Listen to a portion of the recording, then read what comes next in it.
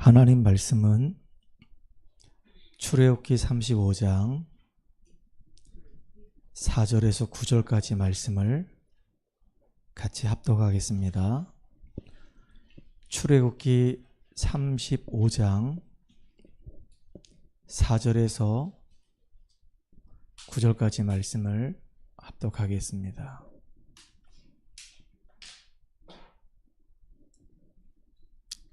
출애굽기 35장. 모세가 이스라엘 자손의 온 회중에게 말하여 이르되 여호와께서 명령하신 일이 이러하니라. 이르시기를 너희의 소유 중에서 너희는 여호와께 드릴 것을 택하되 마음에 원하는 자는 누구든지 그것을 가져다가 여호와께 드릴지니 곧 금과 은과 놋과 청색 자색 홍색 실과 가는 배실과 염소털과 붉은 물들인 순양의 가죽과 해달의 가죽과 조각목과 등유화 및 관유에 쓰는 향품과 분향할 향을 만드는 향품과 호마노며 애복과 흉패에 물릴 보석이니라. 아멘. 오늘은 여호와께 드릴 것들이라고 하는 제목으로 같이 말씀을 나누도록 하겠습니다. 우리 옆 사람하고 같이 인사 나눕시다. 당신은 보배롭고 존귀한 자입니다. 한 번 더 인사합시다. 하나님께 가장 아름다운 것을 드리는 믿음의 사람 됩시다.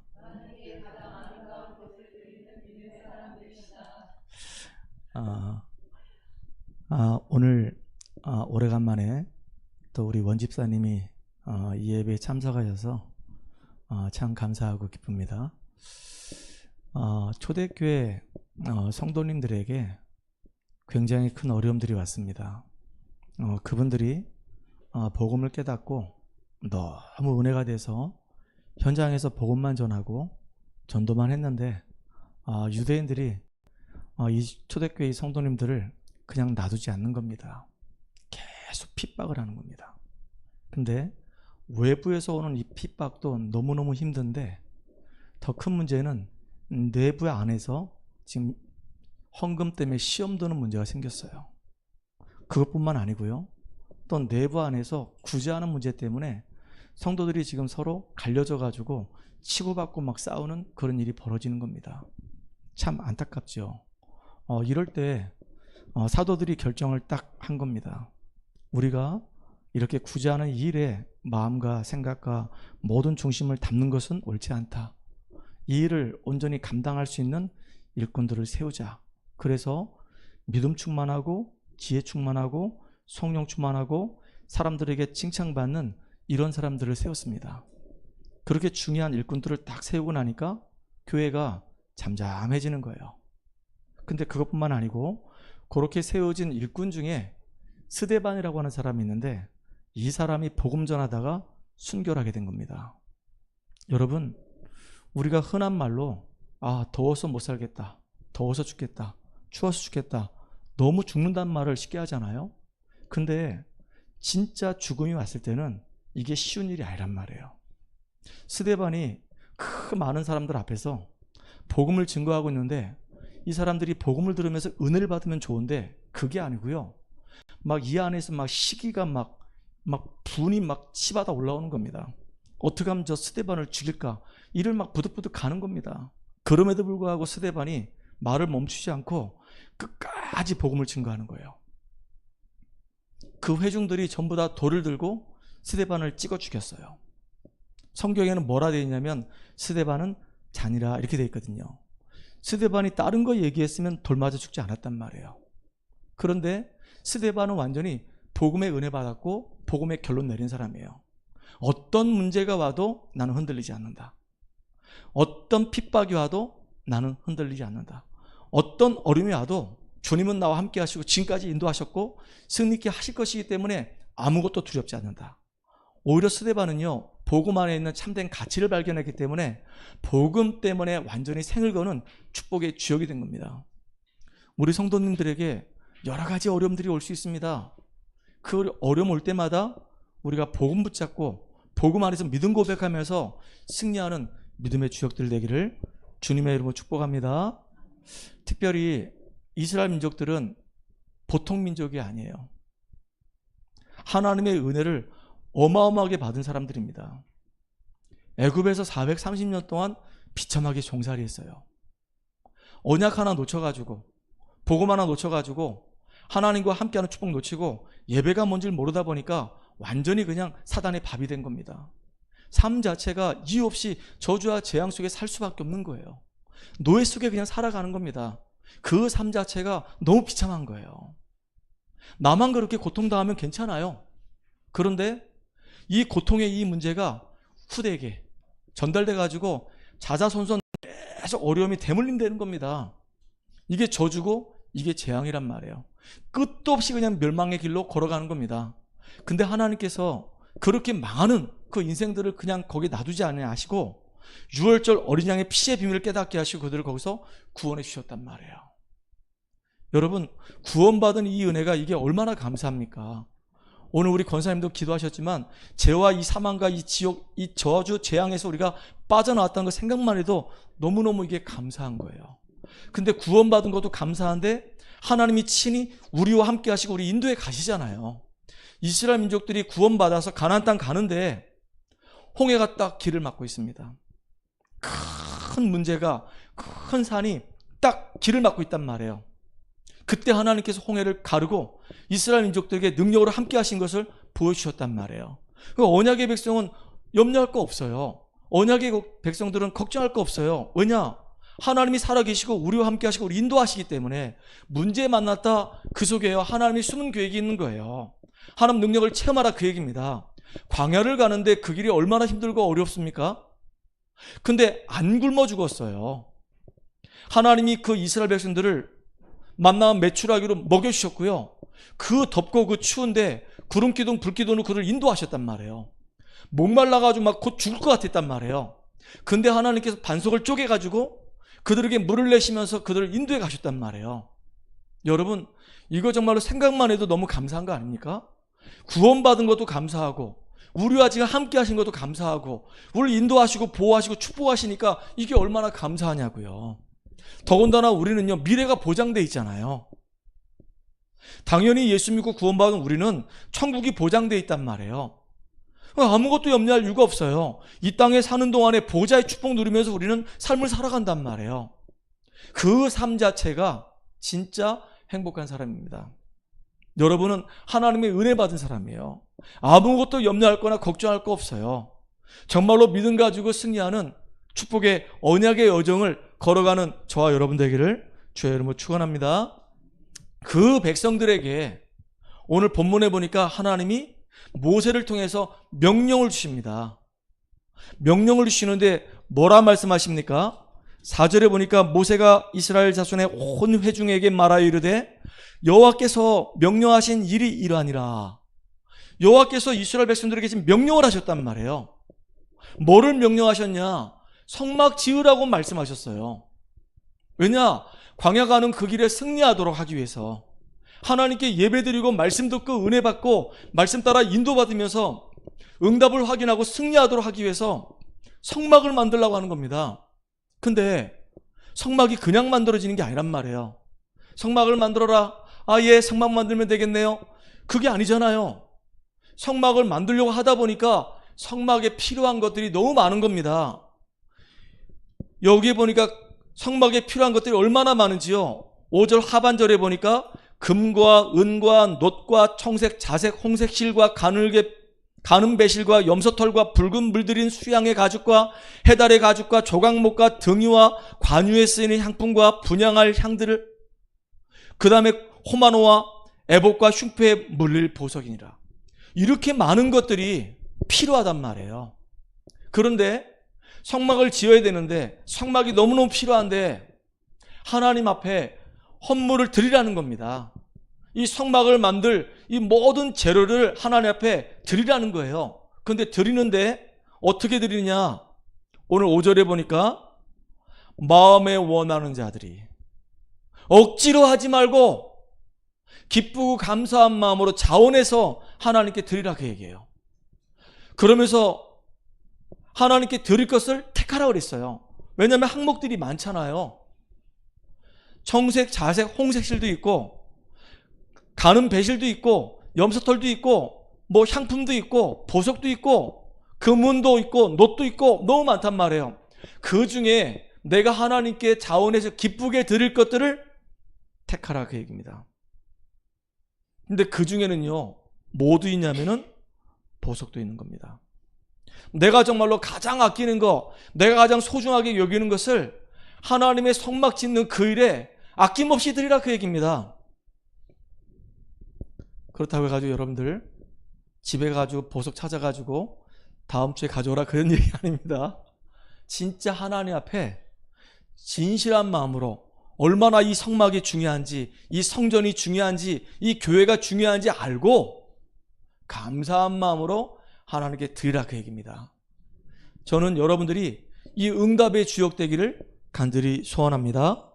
더군다나 이 성막을 짓는 그 일을 위해서 지금 많은 헌물들을 드리라고 했는데, 그때 상황이 어떤 상황이냐? 굉장히 어렵고 힘든 상황이거든요. 너무너무 힘들고 어려운 상황이란 말이에요. 근데 성막을 짓기 위해서 하나님이 모든 이스라엘 백성들로 하여금 이렇게 헌물을 드리라고 하신 그 이유가 있어요. 오늘 그 이유를 찾는 가장 소중한 축복의 시간 되길 바랍니다.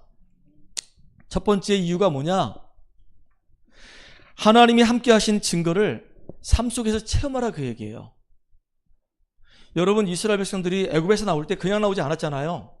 애굽 사람들에게 금은 보화뿐만 아니라 여러 가지 필요한 것들을 다 받아가지고 나왔단 말이에요. 그리고 이제 광야길을 가는 동안에 너무 힘든 삶을 살아왔단 말이에요. 너무 어렵고 힘들어. 하루하루가 정말로 힘들어. 그런데 그렇게 어렵고 힘든데 하나님 앞에 성막 만들 수 있도록 헌물을 드리라는 겁니다. 이거는요, 그냥 내가 여유가 있어가지고 드리는 게 아니에요. 힘들고 어려울 때 하나님 앞에 의미를 알고 감사함으로 드리라, 그 얘기입니다. 그러면 이렇게 헌물 드려서 성막을 완성했는데 이스라엘 백성들이 망했냐? 안 망했어요. 오히려 이스라엘 백성들에게 하나님의 응답과 능력과 축복이 더 강력하게 임해버렸단 말이에요. 여러분, 이스라엘 백성들이 저 바벨론에 포로 잡혀갔을 때 고레스 왕을 통해서 다 이스라엘 민족들은 본향으로 다 돌아가라 그랬거든요. 돌아가는데 왜 돌아가느냐? 가서 성전이 다 무너졌으니까 성전을 건축해라 그랬어요. 참 이상하죠. 너희들이 지금 포로로 있다가 너희들의 본국으로 돌아가게 되면 너무 삶의 형편이 어려울 텐데 안정되면은 그때 이제 여유가 생기면 성막을 지어라, 이게 아니었거든요. 막바로 그냥 본국으로 돌아가자마자 제일 먼저 성전을 지으라는 겁니다. 그렇게 어렵고 힘들 때 성전을 지으라는 거예요. 그런데 이스라엘 민족들이 솔로몬 성전보다는 못하지만은 하나님 앞에 예배를 드리기 위해서 스룹바벨 성전을 지었어요. 그렇게 성전을 지었던 이스라엘 민족들이 망했냐? 안 망했어요. 하나님 우선주의, 하나님 제일주의, 하나님 중심주의로 삶을 살다 보니까 하나님이 그 민족을 축복하셨단 말이에요. 육신적으로 열심히 일해서 얻은 그 소득도 소중하고 중요하지만은 하나님 앞에 예배를 드리기 위해서 성전을 지었는데 하나님은 그들에게 어마어마한 복을 주셨단 말이에요. 초대교회 성도님들이 굉장히 힘들고 어렵거든요. 주변에 핍박이 말로 다 할 수 없도록 어렵게 왔단 말이에요. 로마가 막 정치를 가지고 핍박하죠. 이 유대인들이 종교 가지고 막 핍박하죠. 모이는 것도 막 힘들어요. 경제적으로 너무너무 어려워요. 완전히 고립을 시켜버렸기 때문에. 근데 예수님이 뭐라 말씀하시냐?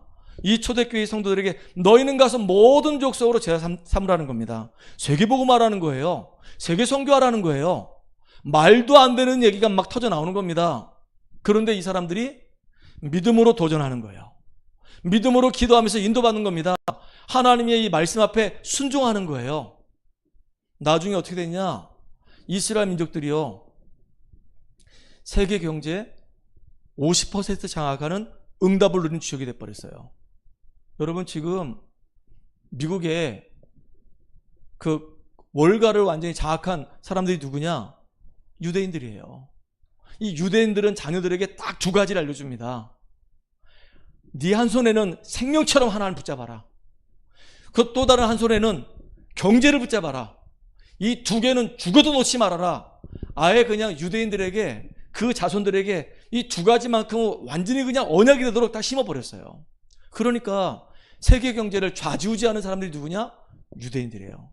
하나님이 이렇게 하나님 앞에 올바르게 헌신하는 이 민족을 이렇게 축복하시는 겁니다.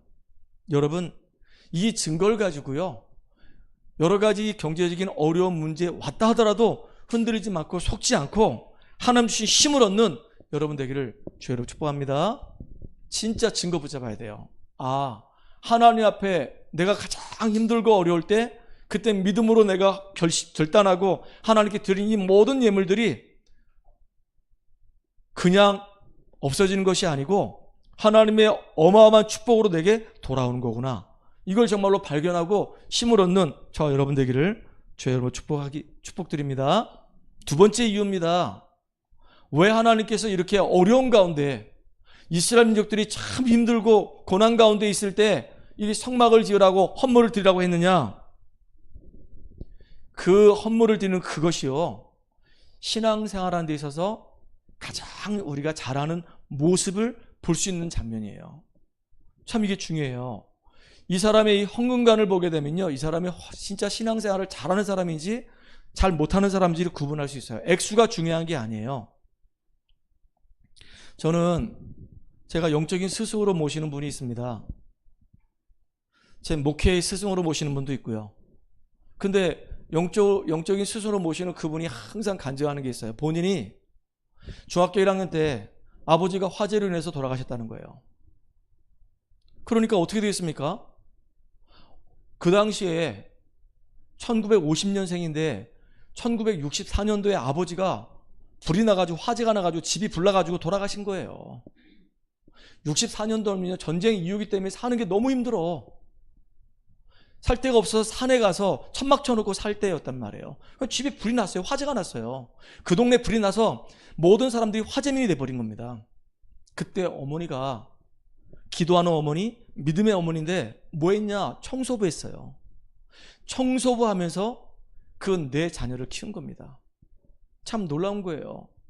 근데 놀라운 게 뭐냐면, 이 어머니가 청소부 하면서 그렇게 어렵게 이게 월급을 받으면 그걸 전부 다 다리미로 다리는 겁니다. 이렇게 하나님께 드리는 헌금은 구겨진 거 드릴 수 없다 그래서 다리미로 다리는 겁니다. 이렇게 뭐 그때 당시에는 그렇게 많이 했어요. 저도 처음에 신앙생활 할 때 보니까 그렇게 하는 분들이 있더라고. 다려가지고 하나님께 탁 헌금을 준비해서 내는 분도 있더라고요. 그러니까 일단은 딱 수입이 생기면 하나님 앞에 드릴 11조 띄고 그 다음에 주일헌금 다 하고 나머지 가지고 생활하는 겁니다.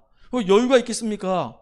그러니까 시장에 가가지고 거의 뭐 파장이 될 때 흔히 얘기하는 떨이, 그냥 이제 정상적으로 팔 수 없는, 다 이제 버릴 수밖에 없는 그런 걸 다 가져와서 다 구별해서 그걸 가지고 이제 반찬 만들어서 애들을 키웠던 겁니다.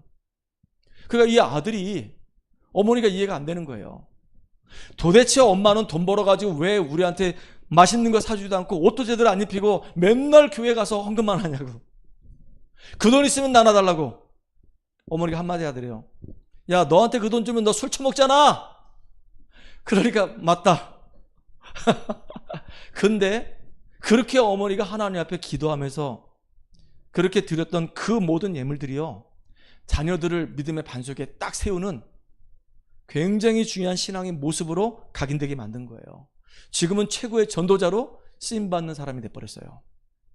저는요, 제가 보고 배운 바는 없어요. 왜냐하면 제가 믿음의 일대거든요. 우리 집안에서는 아무도 예수 안 믿었으니까, 저 혼자 처음으로 예수 믿었으니까. 근데 저는 여러분들을 통해서 신앙이 딱 마음에 담긴 게 있어요. 제가 목사기 때문에 우리 자녀들에게 헌금관을 심어주는 게 아닙니다. 제가 평신도로 있으면서도 우리 자녀들에게는 정말로 헌금관을 올바르게 내가 심어줘야겠다. 그래서 얘들한테 진짜 지금도 헌금관을 딱 심어줘요. 우리 집사람도 헌금관을 심어준단 말이에요. 어느 정도냐면 얘들 첫 월급은 그 금액이 얼마든 간에 하나님께 다 드려. 그 얘들이 전부 다 첫 월급들은 다 하나님께 다 드렸었어요. 아빠, 내가 한 달 동안 열심히 일을 했는데 나도 쓸 게 있는데, 그래, 첫 열매는 하나님께 드리는 거야. 얘들 다 드렸거든요. 지금도요, 우리 교회에서 진행되는 모든 헌금들은 순서마다 얘들이 다 하고 있어요. 하나님이 우리 아이들에게 내가 육신적으로 물려줄 건 아무것도 없어요. 근데 정말로 우리 아이들에게 믿음의 유산은 남겨주고 싶어요. 정말로 하나님을 사랑하고 하나님 능력을 믿고 하나님 앞에 이렇게 헌신하는 것이 얼마나 이게 가치 있는 것인지를 심어주고 싶단 말이에요. 나도 그렇게 하고 있고, 왜냐하면 내가 본이 돼야 될 거 아니겠습니까? 우리 아빠는 안 하면서 우리 보러 하라 그래. 그럼 이거 말도 안 되잖아요.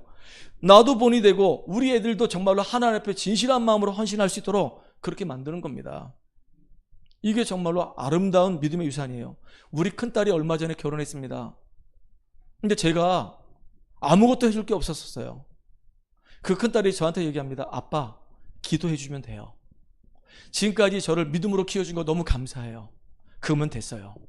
제가 우리 사돈들을 만나가지고 이런 얘기를 했습니다. 사돈들, 아들 하나밖에 없는데 얼마나 그 아들이 귀합니까? 이 아들 결혼시킬 때 부모들 입장에서 얼마나 이렇게 화려하고 성대하게 이렇게 예식을 치르고 싶겠습니까? 근데 사돈들, 저를 좀 도와주세요. 저는 목사입니다. 목사이기 때문에 경제력이 없습니다. 우리 아이들 믿음으로 키웁시다. 그리고 정말로 가급적이면 가장 간소하게 합시다. 근데 너무 고맙게요, 이 사돈들이 그렇게 하겠습니다. 이렇게 된 거예요. 그래서 결혼을 최소화시켜서 가장 간소하게 했어요. 그리고 우리 아이들에게 줄 수 있는 게 있다면 더 줍시다. 그런데 저는 줄 게 없어요. 그냥 기도만 했어요.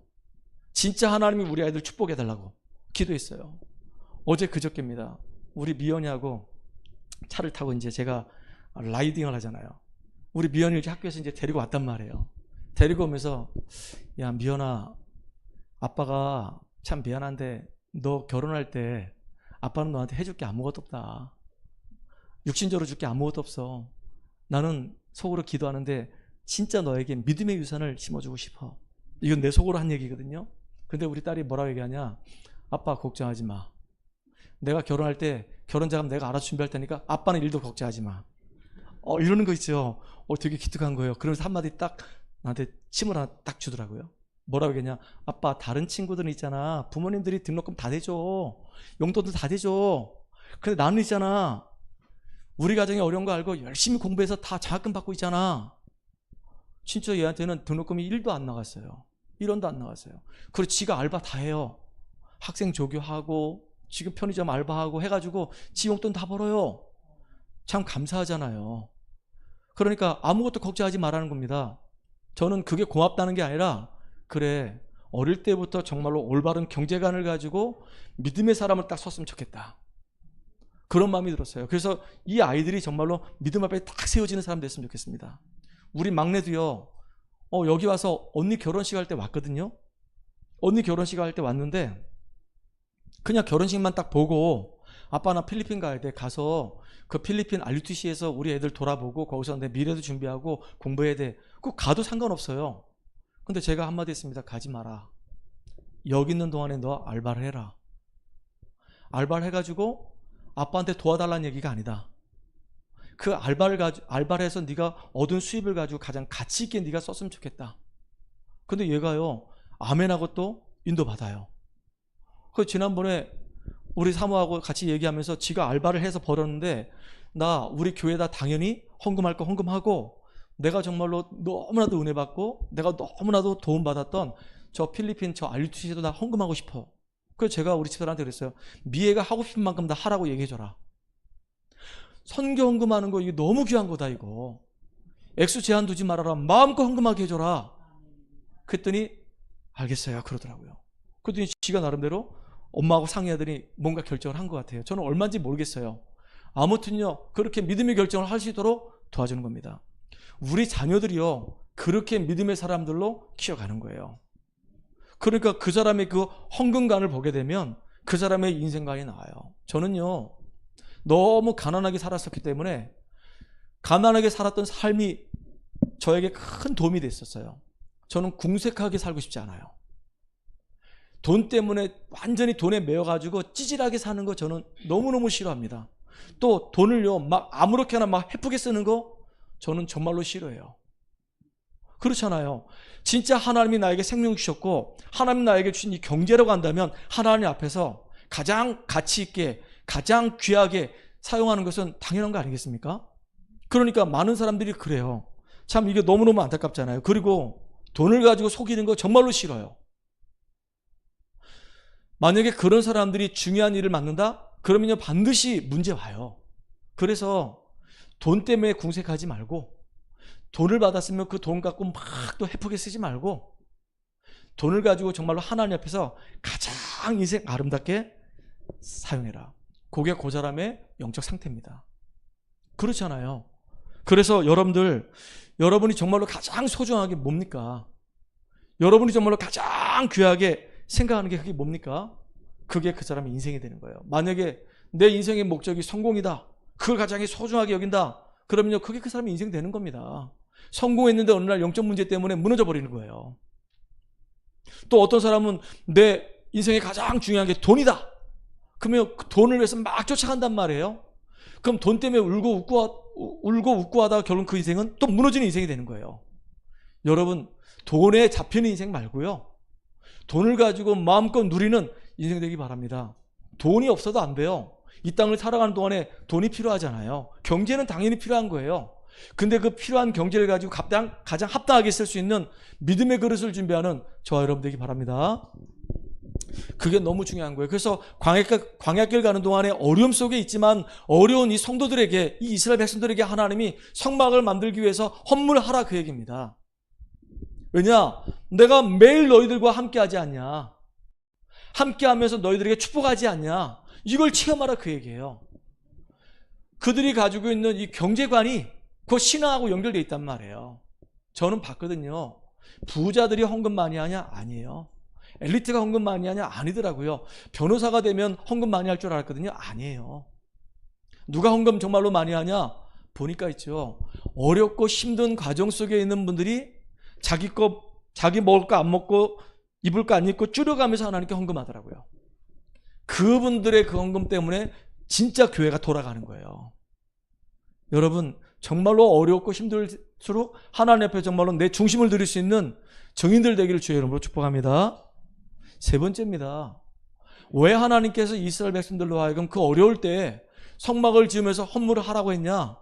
이 후대들에게 이 엄청난 이 언약을 전달해서 이 후대들이 삶을 살아갈 때 진짜 하나님과 함께하는 이 비밀을 누리며 살 수 있도록 후대들에게 이걸 전달하라 그 얘기입니다.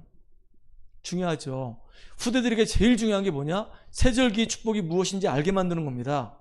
구원의 비밀이 얼마나 중요한지 알게 하시고, 하나님과 함께하는, 그래서 하나님의 말씀 따라 인도받는 것이 얼마나 중요한지 알게 하시고, 현장에서 내가 제자 세우고 천국의 소망을 가지고 이 땅에 하나님 나라 세우는 이 일이 얼마나 중요한지 알도록 우리 후대들에게 완전히 세절기의 축복을 심어줘라. 그리고 우리 후대들이 이 땅을 살아가는 동안에 매일매일의 삶에서 진짜 하나님의 그 은혜를 누리고 영적인 힘을 얻을 수 있는 그 기도의 비밀을 알도록 만들어줘라. 우리 후대들이요, 아침과 낮과 밤에 늘 기도하는 가운데 성령 충만을 누릴 수 있다? 그러면 이 후대들이 이렇게 기도하는 이 한 사람 때문에 이 시대는 살 수밖에 없어요. 성경의 렘넌트 7명 보니까 그렇게 세절기의 축복을 누렸고 내 인생의 이유를 알았고 기도하는 가운데 힘을 얻다 보니까 가는 곳마다 증거가 일어나는 거예요.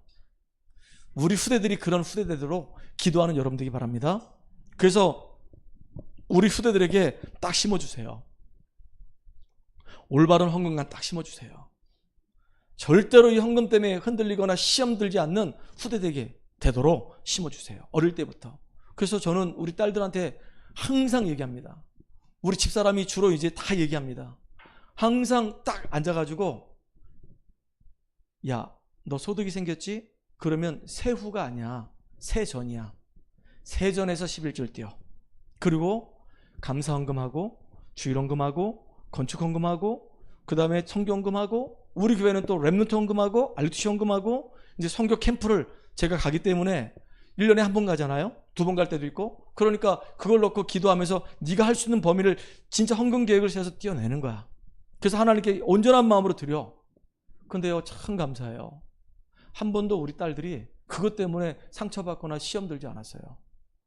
우리 미연이가 그런 얘기했어요. 아빠 참 이상해요.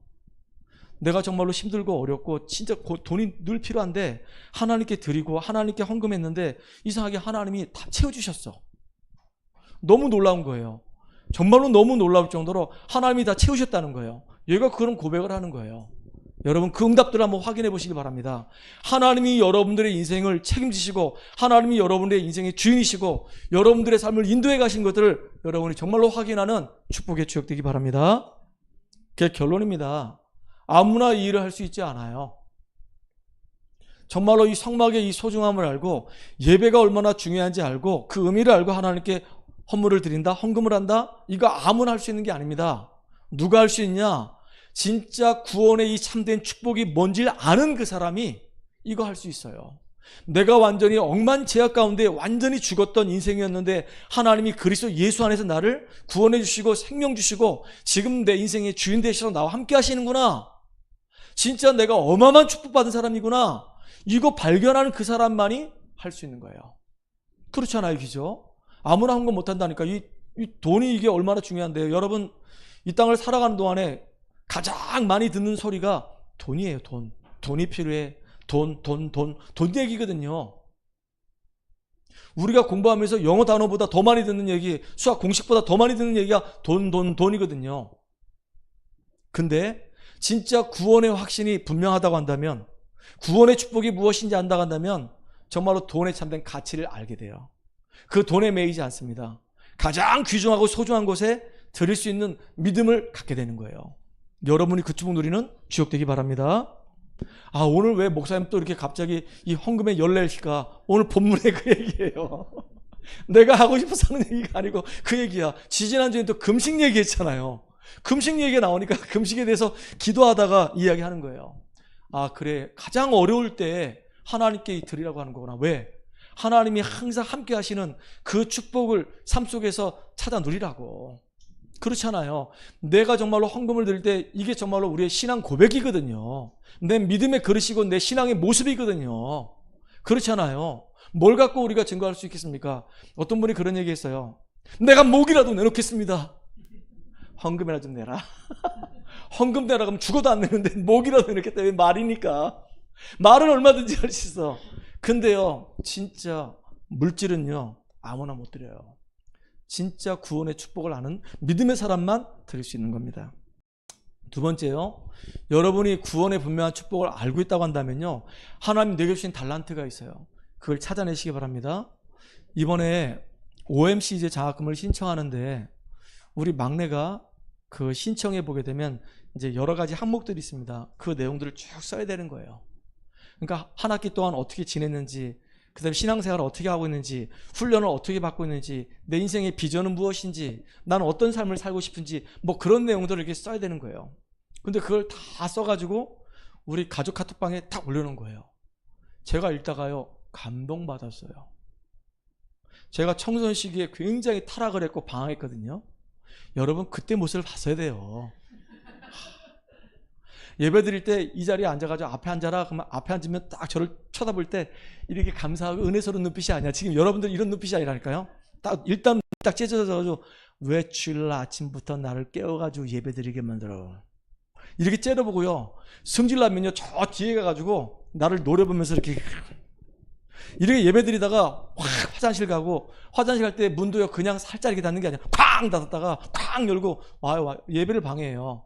그랬는데 이 아이가 완전히 바뀌어져가지고 지금은요, 유아교육을 전공하고 있잖아요.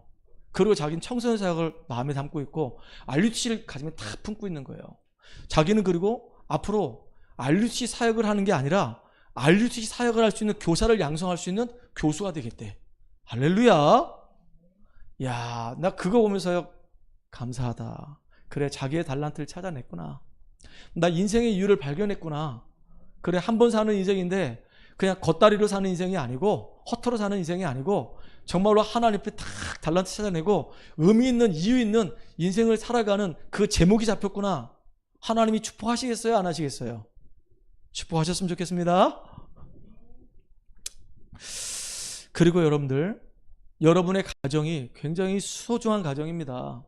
여러분 가정을 살려내는 여러분 증인들 되기 바랍니다. 여러분 정말로 흑암으로 완전히 덮여있는 이 가정에 여러분 때문에 생명의 빛이 비춰져가지고 그 가정이 다 살아나길 바라요. 저도 30년 걸렸어요.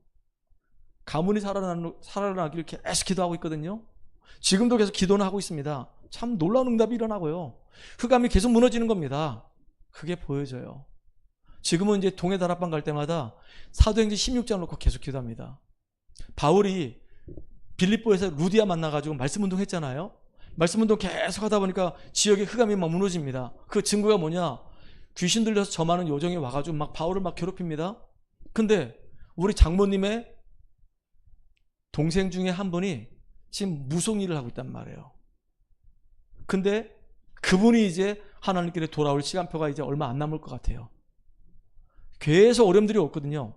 아니 무속일 하면 잘 살아야 될 거 아니겠습니까? 돈도 많이 벌어야 될 거 아니겠습니까? 근데 안 그렇더라고요. 가정에 문제 오고 자녀들한테 문제 오고 본인한테 문제 오고 본인도 정말로 밥도 제대로 못 먹고 건강에 문제 오고 너무 힘든 겁니다. 계속 기도하다 보니까 그래, 빌립보 지역에 있는 그 점수라던 그 요종이 주님 앞에 돌아온 것처럼 우리가 동해에서 다락방 할 때마다 지역의 흑암이 무너지고 흑암 속에 있는 사람들이 빛의 이 복음 속으로 들어올수록 하나님 역사해 주세요. 계속 기도하는데요, 희한한 일이 벌어질 겁니다. 가정 가문이 살아나는 응답을 누리는 여러분 되기 바랍니다. 특별히 그것뿐만 아니고요, 우리 랩런트들은요 237 가슴에 품으세요. 237 5천 정도 가슴에 품으세요. 우리 교회는 지금 러시아, 멕시코, 지금 필리핀 놓고 기도하고 있잖아요. 그러니까 237 선교를 놓고 기도하세요. 제가 한 번은요 이런 생각이 들더라고요. 우리 교회가 너무 작다 보니까 선교비를 너무 조금밖에 못 드리는 거예요. 선교비를. 어느 지금 선교사님한테는 아예 선교비도 못 드리고 지금 기도만 하고 있어요. 참 안타깝죠. 계속 기도 중에 그래 하나님 우리 교회를 축복해 주세요.